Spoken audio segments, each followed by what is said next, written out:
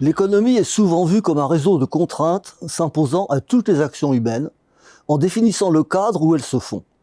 Clinton le résumait d'une formule lapidaire: c'est l'économie stupide, pour signifier à ses opposants qu'il ne fallait pas prendre ses désirs pour des réalités. Par une formidable inversion, ce ne sont plus les lois naturelles de la physique, de la chimie ou de la biologie qui bornent la liberté des humains, mais celles de l'économie, qui n'étant pourtant que des constructions sociales, évoluant historiquement, sont naturalisées, à commencer par la loi du marché.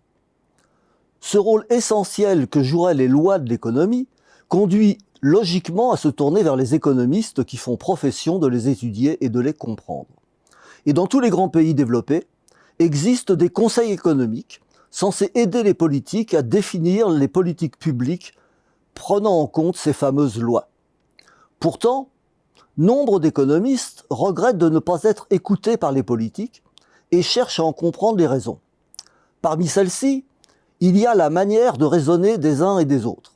À la rigueur formelle basée sur l'abstraction et les statistiques des économistes, s'opposeraient les discours politiques jouant avec les faits pour emporter l'adhésion des électeurs. Un euphémisme pour parler de mensonge. Une autre explication, plus fondamentale, et souvent répétée, serait l'adoption d'horizons de réflexion différents. Le long terme, pour les économistes, qui est le temps logique pour l'aboutissement des ajustements des marchés après un choc politique, et le court terme politique des échéances électorales, qui empêchent de répondre aux défis majeurs de l'avenir identifiés par les économistes, comme ils avaient si bien su le faire après la crise de 2008. De plus, les économistes affirment détenir les politiques optimales, ce qui pose un problème logique avec leur plainte de ne pas être écoutées. Car si ces politiques ne sont pas appliquées, comment savoir si elles auraient été efficaces et donc optimales? Une ultime explication serait le déficit de culture économique, excluant par définition les économistes, ou un marché de l'information qui met sur le même plan les idées qui relèvent du consensus scientifique et les élucubrations farfelues. Pour bien faire comprendre à quel point la culture économique est nécessaire, on prend souvent l'exemple du chômage.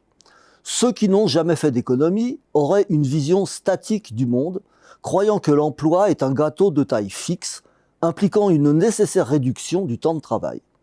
À l'opposé, les économistes, sûrs de leur culture, expliquent que nous sommes dans un système dynamique avec des innovations qui vont engendrer de la croissance et des nouveaux emplois. Mais encore faudrait-il que ces emplois soient utiles à la collectivité. Les ingénieurs de Volkswagen ou les forçats du clic payés une misère pour augmenter le nombre de likes dans les moteurs de recherche donnent malheureusement la preuve qu'il n'en est rien.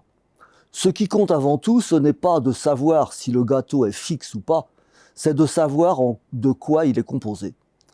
Des tâches utiles à tous ou seulement à ceux qui en espèrent des profits? Des activités épanouissantes ou des travaux répétitifs et épuisants? Des emplois engendrant de plus en plus de burn-out ou enrichissant ceux qui les occupent? Et que dire des conséquences environnementales de nos productions et de nos consommations? Là, c'est moins la culture économique qui manque qu'une réflexion sur la société que nous voulons construire. Pourtant, loin de ces raisons, il n'est pas si difficile de comprendre pourquoi les politiques écoutent si peu les économistes. C'est qu'ils sont dans un monde si abstrait que les politiques optimales qu'ils en déduisent n'ont aucune chance d'être appliquées dans le monde réel.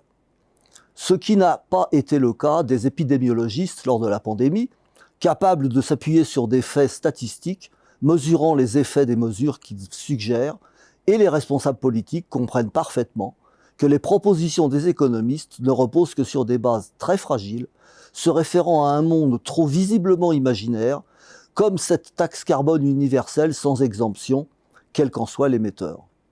Et quand ils l'oublient, ils ont les gilets jaunes et font rapidement marche arrière, au grand désarroi de nos économistes, qui ne peuvent plus que se lamenter et en chercher désespérément les causes.